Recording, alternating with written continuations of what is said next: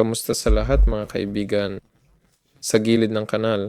Ngayon ipapakita ko kung paano mag-download at mag-install ng complementary shader para sa Minecraft.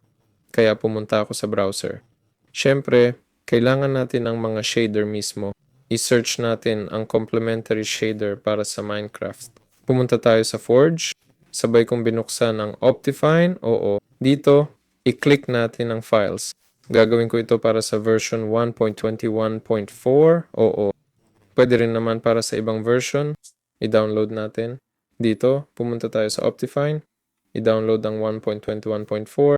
Piliin ang pinakabagong version. Tapos na. Tapos i-click natin ang skip dito. I-click ang download. Ayun na. Wala na tayong ibang kailangang i-download. Meron na tayong dalawang file. Susunod, buksan natin ang Minecraft Launcher. I-click ang Installations, tapos New Installation. Kung makakapili kayo ng Forge, ano pipiliin nyo?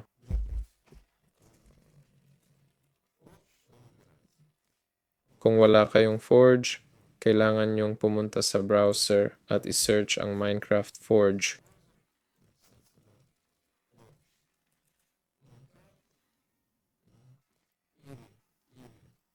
O pwede rin gawin sa pamamagitan ng Optifine.